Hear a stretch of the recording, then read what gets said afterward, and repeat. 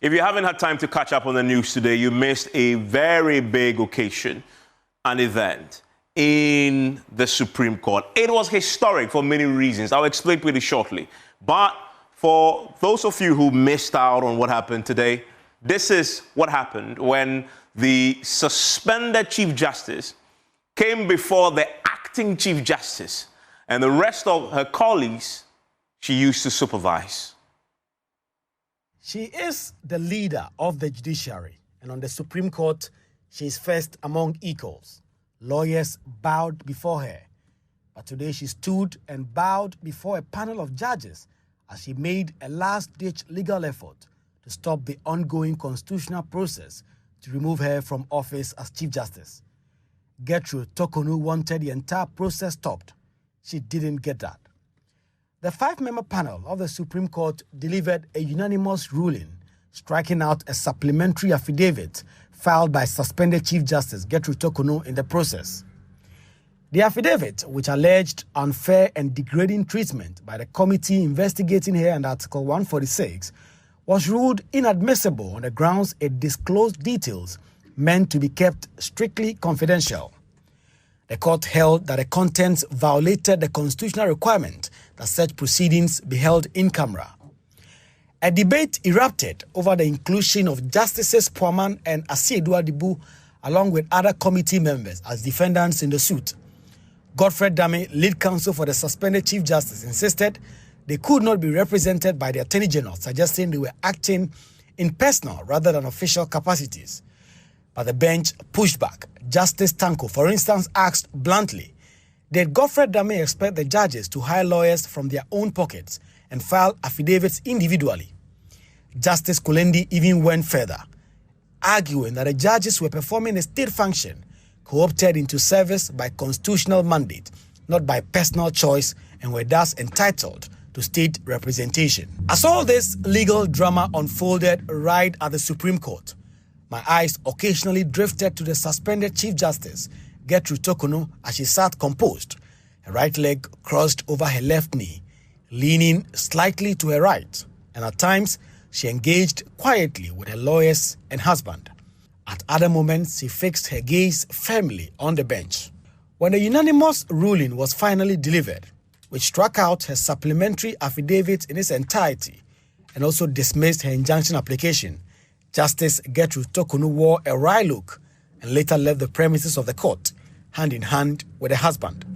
Her lawyers maintained the process is deeply flawed, but she will not walk away without a fight. Not surprising, because it really follows in the theme of what we've been witnessing. But yeah, I think that we move on. There are a lot of battles that we can fight. We think that the process is flawed, no doubt. Heavily flawed, laden with all kinds of constitutional violations. And I'm quite surprised that the Supreme Court will be more or less acceding to the perpetration of such violations against the highest judicial office holder. Opinion, you have said that this process is deeply flawed.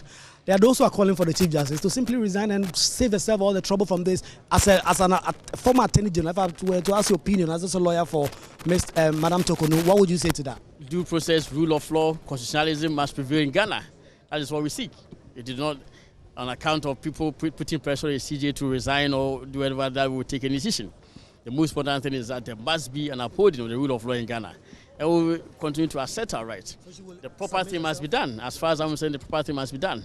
Having suffered this legal setback at the Supreme Court, Chief Justice Gertrude Tokonu is expected to continue submitting herself to the 5-member committee investigating the petitions seeking to remove her from office as Chief Justice. The Chief Justice continued to contend that the process is deeply flawed, deeply unconstitutional, and must not be allowed to stand. But she has not found favor in her own colleagues at the Supreme Court, who has made the case that the spirited argument made on her behalf in the Supreme Court was simply meritless and does not deserve any favor from the highest court of the land. Reporting for Joy News, my name is Kweku Asante, Supreme Court, Accra. And to summarize, the injunction was unanimously rejected. She was seeking to injunct the process that is currently underway, where the president has set up the investigative committee to hear the petitions against her, the petitions seeking to remove her. So she will have to submit herself now to that process that she failed today to injunct. And just again to clarify and to give you clarity on the decision of the court, this was unanimous, right? And these were the justices of the court who sat on the matter today. The acting CJ himself, Bafuboni, Justice Tanko was also there. You have Justice Kulendi, Justice Kofi, and Justice Frimpong were all on this particular panel, and the decision was unanimous. As far as they are concerned, there is no basis to injunct the committee's work.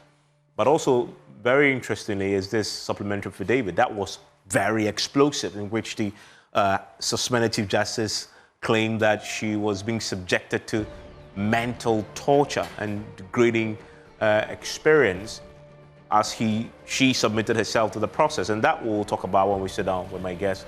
Now, as we know, the relief that she sought, the public hearings for the investigative committee, she says that that is what she is entitled to. And so that public hearing must happen instead of what the Constitution had stated explicitly, that it should be in camera. Also, they want the presidential, nullify the presidential suspension warrant, and she's currently on suspension. She wanted this nullified. Also dissolve the committee completely. And so she just was not asking for the Supreme Court to injunct it. She wanted the entire committee dissolved, right? But just to put it in context for you, it's been 37 days since she was suspended, and the process will have to continue. There's no time limit on what you're doing, but they should get some clarity pretty soon. Whilst all the injunctions are now out of the way, it's our expectation that this process should go on. Now, the ruling means a few things. The investigative committee will proceed with its work, clearly, and the committee's recommendation will determine her fate. That really fundamentally is it, because that's what the Constitution dictates. So let my panel weigh in on a very historic day, historic for many reasons. This is the first time we've had a Chief Justice, who, by the way, she's still the substantive Chief Justice, only suspended, take up a matter at the Supreme Court and go before her colleagues that she used to supervise. So, 38 days ago, she was supervising, and she was the one who was determining which case they sat on. Take a case before them and plead with them to hear her out and to injunct a process that may lead to her removal. It's really fascinating indeed. And forget about the legal issues in there. Just the whole process of this, the form it's taking, all the drama, considering that she's now in court in front of the bench, the panel, and that's where she will be seated normally. She's now on the other side of the room, now listening to judgment from colleagues. It's really fascinating indeed, and it teaches a whole raft of lessons. We're going to be unpacking that, look at the legal issues, but also look at the optics of this. What does this day mean for the judiciary? Is it a win for constitutional due process, or is something else happening here? My guest will weigh in after this. Stay with me.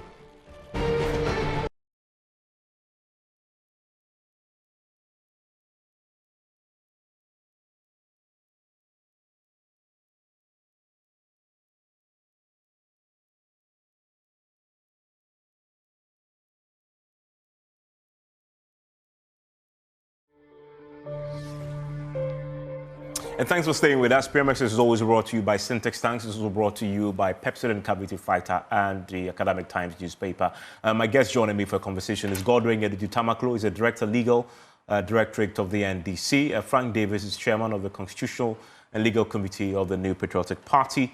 Both gentlemen will weigh in on what happened today before the Supreme Court. But before we do that, I want to quickly take you to the premises of the Economics and Organized Crimes Office, where, as you know, in the last 24 hours, the MPP Ashanti Regional Chairman and Chubuesiako, a.k.a.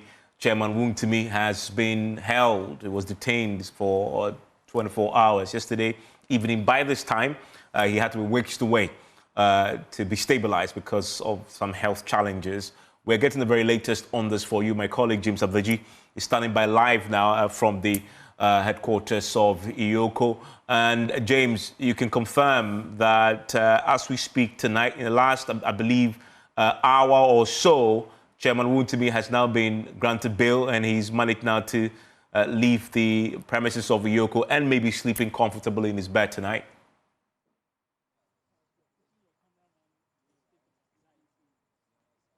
Well, Evans, that's the confirmation I can give you as we speak. At about late 7 p.m., we had the rumors that he's been granted bail. And so at exactly 8:02, I got on the phone with one of his counsels, Andy Apiakubi, who confirmed to me that indeed he's been granted bail. The bail sum we saw was some 50 million Ghana cedis with 2 sureties. And so he, as at 8:02 p.m., told me that, yes, he's been granted bail and they are working, in his words, he has been granted bail and they are working hard in order to get him out of here, unquote. That's what he told me over the phone. And we've been here, it's been over an hour and a half now. We pitched camp here at the entrance of the IOCO headquarters, hoping that they would come out and we may have a word from him or Andy Apiakubi on whether they've met that bail condition. As we speak, we cannot confirm if they've met the bail condition. We've seen vehicles drive in and out of the place of the IOCO office, some with very tinted glasses, and so you find it difficult to make out who is in there. For now, we are not getting any correspondence from the office yet to confirm whether they've met the bail conditions and have left or otherwise. We're just here hoping that they would come out and give us a word or two. Earlier, before we were told about the bail conditions, the former Attorney General, Godfred Dami, was also here, spent about some 10-15 minutes inside before he came back, entered his vehicle, and drove off. Will not give any word to the media. And so we can confirm that he's been granted bail to the tune of some 50 million Ghana cedis with 2 sureties. What we cannot confirm is whether they've been able to meet those bail conditions, and he has left the premises back to his house. But I mean, if that is not met, that would mean that they would have to continue the process tomorrow and hopefully meet that and give him the freedom he wants. And so that's the situation here. If you see behind me, the party supporters who were here earlier to throw their solidarity behind him have all deserted the place. They've retired to their homes. But you see the police cannon, water cannon still there, some 2 police officers hanging around it. Earlier, we had about 4 police pickups here with 15, 17 police officers manning the entrance of the IOCO headquarters. All of those pickups have left except one, which is still here in front of the place. You see the place has still been cordoned off, from the public, barricaded with the police, shields there. And so the place is deserted now, free of party supporters and the police officers. Only 2 I can count are currently there manning the place. And so this is the situation here this evening as we speak, Evans.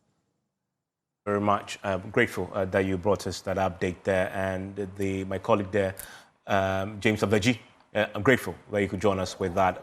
As we speak tonight, just confirming Andrew Boysaku has been granted bail. We don't know whether he's met the bail conditions, but it's interesting that the bail condition includes a 15 million, a tune of 15 million cedis. Why? Because of the suggestion that on the 8th of January, thereabout, some 50 million plus was transferred into his account, which is a subject now of this IOCO investigations. Remember that IOCO has also looks into issues of alleged money laundering and illicit money flows, and that we understand may be the reason for this. Yesterday, his lawyer confirmed to us whilst we covered this live that he has some summons relating to the Exim Bank, and they may be looking into this, and that's why they pegged the bail that high. So that's the update there on Chairman Womtumi. I want to come to my guest on the substantive matter today of the Chief Justice and the processes currently underway that may or may not lead to her removal. She today, for the first time, was before the court. I want to start with the Frank Davis. Frank Davis is with me. Also with me is Edudi Tamaklo. Thank you, gentlemen, for your time. Let's go straight to it, Frank. And Frank, give me your quick reaction to what happened today. It was expected, was it not, considering as the judges said today, that the case to injunct the proceedings, as far as the committee is concerned, just simply lacked merit. Good evening to your cherished listeners and viewers. Well, I wasn't in court. I haven't seen the full extent of the ruling, so I cannot say positively that it was to be expected. Be that as it may, the ruling has been handed, and it was a unanimous decision. All 5 justices felt that the application had no merit. Well, that is the first stage. I'm very sure that the Chief Justice and the lawyers would certainly know what to do next. But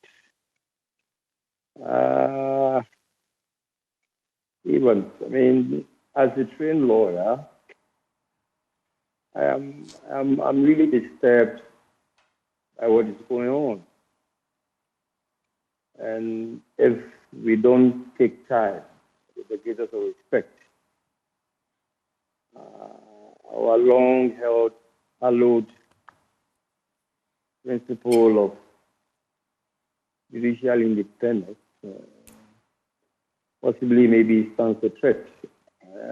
I'm not too comfortable with what is going on. Well, the Chief Justice, in a supplementary affidavit which was struck out by the court, he made some very interesting and revealing hypotheses. And even though the justices felt they had a reason for striking out the supplementary affidavit, the content of the affidavit are a bit worried. They're a bit worried. Specifically, which parts of that worry you? Well, fundamentally, it is complaining about rights being abused. Instances of, just casual reading. Her lawyers are not permitted to take some gadgets into the committee room, but the petitioners have their lawyers hold on to their phones and laptops, and their lawyers are denied that benefit or opportunity. For me, if I'm not saying what he has deposed to is a factual truth, but that is what she has said, and that is what we should take at what she has said, because there has been no response to what she said. But if that is what has really happened, then from the get-go, what is it that is being done? She goes to a forum, and her lawyers are denied such basics. Now, what we hear is that the petitioners themselves are not going to give evidence, but they are going to call witnesses to support their petition. Simple civil proceedings and jurisprudence teaches us that, as a plaintiff or as a complainant or as a petitioner, of course, when you bring a petition before a forum, you have to give evidence so that the other side can cross-examine you on your evidence. But if they will not give evidence and then their witnesses rather will speak to the petition, I don't know. Maybe I'm losing sight of my law, but I've done it for a considerable period of time now, and I find these things, a bit boring. I don't want to go too much into the merits of the matter because it's sub judice. The matter is still in court, so I don't want to pry into areas which will think that we are being judgmental. But I simply am not feeling so comfortable. But be that as it may, they have rights. They will have to vindicate in court. The matter has just started. So we wish that greater tolerance will be brought to bear on the proceedings. But a casual view and oversight. I think that if these are the complaints which are coming, the committee, with the greatest of respect to Ghanaians and to the Chief Justice as a person, as a human being, I think they should treat her with some modicum of responsibility, so that whatever happens there is not seen as a sham. I am not saying so. I know the justices who are thinking about this matter.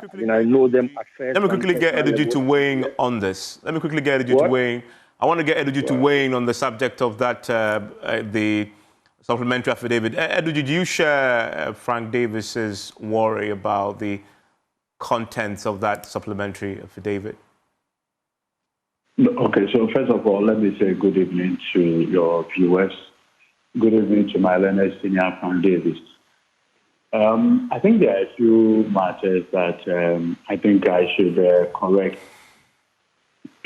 First of all, a committee, the need contemplated under Article 146 should never be constituted a commission of inquiry. No. It's completely, in fact, it's an adversarial committee. Today, it is adversarial. The position of the law is that a party is not bound to testify by itself. That never spoke. That party is bound to testify by himself in order to succeed. No. A party is permitted by law to call witnesses to testify for on that person's behalf. It's perfectly allowed under Evidence Act. And so pressure created that the petitioners must testify by himself in order to make their case cannot be the position of, with the greatest respect. In fact, many of the cases that are conducted, we call other witnesses come and testify in this matter. In fact, a judge cannot compel a person to come and testify because he's a plaintiff or he a petitioner. No. That has never been the position of the law, with respect. Two, the nature of the affidavit evidence. It is in camera proceedings. And in fact, what's the name? Evan, the Supreme Court had the opportunity of speaking authoritatively on this matter before. Evans, if you recall, there was a Supreme Court judge in this country called Abba. You remember him? Yeah. Good. So our Ghana Bar Association went to court in respect of Chief Justice Abba. This is what the Supreme Court, so in the case of Ghana Bar Association versus Attorney General, into bracket, the Abba case, this is what the Supreme Court said. Quote, it is clear from the above that under our Constitution, 1992, a Chief Justice or a Justice of the Superior Court of Judicature and a Chairman of a regional tribunal can only be removed from office by the President, acting on the recommendation of a committee appointed by the President or the Chief Justice, as the case may be, to inquire into a petition sent to the President alleging some misbehavior or incompetence against the concern or his inability to perform his function because of infirmity. Now, this is where it is even important. Quote, it is important to note that under Article 1468 of the Constitution, 1992, provides that the proceedings of the committee appointed to deal with such a petition shall be held in camera. It is mandatory that such proceedings be held in private and not in public or open court, as has unfortunately been done in this case. The reason for this important provision is obvious. Quote, it is to preserve, protect, safeguard the authority, dignity, and independence of the judiciary.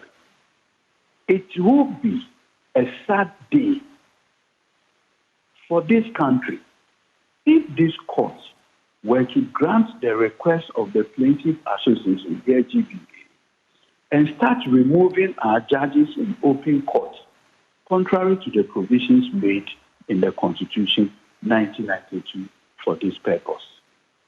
Evans. So the Supreme Court, more than 20 years ago, has authoritatively stated that it will be a sad day for judges to be removed like it's being urged on the Supreme Court now. A position the Supreme Court had deprecated more than 20 years ago. So I find it extremely curious that after the GBA versus Attorney General Urban case, and this is his Lordship Justice Pegan speaking, and his Lordship Justice Pegan said, no. The reason for in-camera proceedings, and let me read it. Also, the reason for this important provision is obvious. It is to preserve, protect, and safeguard the authority, dignity, and independence of the judiciary. So the reason for the in-camera proceedings is for the preservation and the dignity and to safeguard the independence of the judiciary. So anybody that makes a specific deposition as to the things that happened at the committee sitting, clearly that kind of deposition offends the Constitution itself. But you've heard the argument that the Chief Justice, if you like, she's the embodiment of the judiciary. She is a flag bearer of the judiciary, and so she can waive that right of hers to an in-camera hearing. First of all, let us not confuse two things. If there is no right, there cannot be a waiver. Okay? The provisions of Article 1468, it says all the proceedings shall be held. And so if you listen to the decision of the Supreme Court in the Urban case, it said it is mandatory. When something is mandatory, there is no election. This is not like a human right provision, say Article 18.2. You have the right to privacy of your property. Then you can say, okay, police people have come to your house or they want to do a search. Because you have the right to the privacy of your house or communication or whatever, you have decided that, okay, you know what, I have nothing to fear. I'm waiving it. Come and search my house. Or I've given you my phone. I've given you my password. That is when you can waive it. And this is a mandatory provision. It is not a right. Let me. There is no right. The issue of waiver, that's not a right. I mean, Frank Davis, Duji has a point. This is a settled matter. The Chief Justice must know this. I say no, and I'm referring my learned senior to the GBA and Attorney General decision. Yeah, and let me get the reason of his Lordship Justice Pegan. Yes, and, I'm sure he heard you. I'm sure he heard you when you quoted the case. Yes, Frank Davis. That is a settled case, and why will the Chief Justice still back that particular tree when this is a settled matter? Ivan, I'm not about to argue with ADG on what he has said, but if he listens to me carefully, he will be not. He would get respect to ADG. He can teach me first principles in law. I mean, but would get, if he had listened carefully and attentively to what I said, he will not be making these remarks. I said I was not in court, and I'm not informed by the reason for the ruling. But I just said that if what she's saying in the deposition is anything to go by, I find it worrying. That does not suggest things for you to tell me that the proceedings are supposed to be in camera. I think that I know this. Okay, so I'll come to the concept, but there's a specific request to hold this in public. When you were talking, you were quiet. Can I? Yes. I'm just clarifying the issue around that other issue. It's just a case of should it be in public or not. The Chief Justice says it should be in public. Well, where do you stand on that? The Constitution says it should be in camera. So, the matter is in court. She has raised that as one of her declaratory reliefs. So let us listen to what the Supreme Court will say. But the black and white dictates of the Constitution is that it should be held in camera. And I haven't said otherwise. So I don't expect to be educated on that. I'm not a 2-year-old order to be told this. If it's in camera, it's in camera. Let the court decide whether they are going to waive that or not. I have said it should be waived. The is asking for the declaratory relief. The court said, because you say you're not there, the court said they will not waive it because it's a constitutional command. More importantly, can I speak? Yeah. You said more important. Yeah. And allow me to let me make my point, please. I beg you. Now, it is refreshing that Godwin, my friend, can now sit on radio or television or whatever and say that you cannot compare a witness to give evidence. It is refreshing that he is saying that tonight. But when in the 2020 election petition, Gilman, the electoral commission, elected not to prefer evidence. What did the likes of ADG and others say? Now he can sit on radio and pontificate about witnesses not being compelled to give evidence. But let me tell you something. You see, as to whether it's a committee of inquiry, it's a commission of inquiry, it's a quasi-judicial committee or whatever, the point I was making, and he should listen to me carefully when I speak. He knows my practice, I know his practice, so he should listen to me.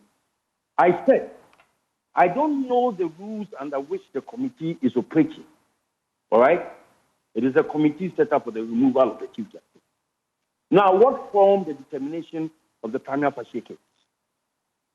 A petition was sent, and the Chief Justice gave a response. Based upon that, a prima facie determination was made. So the petitions and the responses are joined. I was asking loudly that in the light of that, I will find it worrying. I don't know what the rules of the committee, the engagement is. But if the petitioners are not being called upon to speak to their petition, and the witnesses are the ones who are going to speak to it, I find it a bit worrying. So ADG should not take it out of context and be saying what he's saying. If he knows this, they wouldn't have made those noises when Jean Mensah elected not to give evidence. I was counseling in the matter, so I know the education. All right? In the 2020 election petition, I was lawyer. Now, so let's draw the fine differential. Yeah. I have not said that the issue should be one off camera. It is in camera. That is what the Constitution dictates.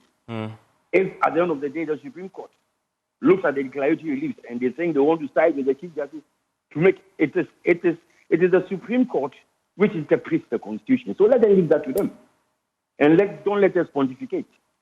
At the threshold now, we know it's supposed to be in camera, but she's in court saying that right to be waived. Let's listen to the Supreme Court. Let's then move to the other issues. And then, Luigi, I want you to give me your thoughts on the supplementary affidavit, because some of the details in there, it's not about law. It's simply about treatment of another human being, who in this case happens to be the Chief Justice. She says she's been subjected to mental torture and degrading treatment. Her body is being searched. When she's going to the castle, she questions the choice of even the castle to intimidating. She claims that she's been denied, her team and herself and her team denied access to their phones and laptops, etc. Whereas the petitioners are allowed to carry that in. I mean, we saw that Attorney General says today that those are not true and challenged that. The court obviously agrees, and so it's thrown away. But if what she's saying is true, the mental torture is now what she's being subjected to, it raises very fundamental issues of human rights as in all. Eduji. Yes, like you rightly pointed out, I will at no point want to subject a fellow person to anything that will be inhuman or would undermine the dignity of the person. But like it is always said, you and I were not there. Two, I strongly believe that for a prelim or an objection to be taken related to those depositions and for the apex court to agree that those depositions will in fact offend Article 146(8). I'm sure that the Supreme Court definitely should have a policy reason for upholding that technical objection to the depositions in the affidavit. What I just want to say is that, and look, this is a panel that has what shall I say, two Supreme Court judges on it, Justice Poaman, Justice Asidi. These are two very distinguished justices. Not only that, you have the likes of Mr. Domelevo and Co. on that committee. I think they have an appreciation of the minimum standard that is required to be given. Two, I also believe that the Chief Justice, represented by a respected lawyer like Senior Ayiko Otu, would demand that the rights are respected. So I just want to leave it at this level and not pass any judgment also on it. And Frank Davis, on this... if I become yes. my senior canon, somewhere like Senior Ayiko Otu will not take anything lying down. But is Ayiko Otu involved in this case at all? I've not heard his name in this case. Where the Chief Justice is represented by Marlene Senior Ayiko Otu, a very respected lawyer. Clearly, if these infractions he brings it to the committee, I have no doubt at all that the committee will deprecate this if this is being done by persons without the knowledge of the committee. Absolutely. And let me go to Frank. Frank Davis, on the subject of what the Chief Justice talks about, the treatment, the mental torture that she claims has been happening to her, the Supreme Court says something today that is interesting. The Supreme Court says that is a subject for the committee itself to deal with. And that, in fact, there's a suggestion by one of the panel members that she may be using the supplementary affidavit as a means to publicize a process that otherwise should have been in camera, because some of the details she sort of recounted in there are details of what happened before that committee, and that if she really wants the matter dealt with, she should make that case before the committee. The Supreme Court is right, is it not? Because it's a question of how does she get redress on these matters that she put in the public domain yesterday in her supplementary affidavit. They sounded very alarming indeed. He's been thrown out, and she'll have to go and face the committee now. That's as fair as it not. Why not? Why not? You go to court, you push a certain position, the court disagrees with you. So you go to the forum, the appropriate forum, and push those complaints or depositions there. But let me say something. Yes, if you haven't heard, it's true. This Aiko, who is the lead lawyer, the Chief Justice, and the committee here. Okay.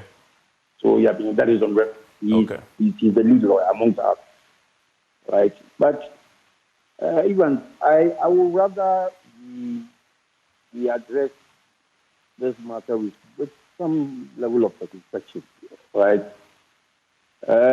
In the first place, the Supreme Court has handed a ruling that shows that petitions were not supposed to be brought before the court. Because as the dictates of the Constitution permit, the proceedings are supposed to be held in camera. These are things which happen before the committee. So they are saying that don't bring those matters here. Let them stay with the committee. I think we just end it there. Okay. And not go into the details. We've made partial comments about what it is because it was worrying the fundamental human right to be free speech. Because if what she said is what really happened, and it's worrying for all of us. I mean, today, just could be someone else. And let us also give her that respect. She was the fourth most important person in this country after the president, the vice president, and the speaker. So if she's complaining about something, I think we should listen. But I'm saying that is where it ends. She will appear before the committee and make her point possible. She has lawyers there. So I think we should wait away for this supplementary affidavit and go into another thing. I don't want to go too much into it. We stand the risk of being cited for contempt, and ADT knows it. So let's end it there, all right? Okay, let's do so. I'm grateful, gentlemen, for your time. Enjoy the rest of your evening. Play flawed.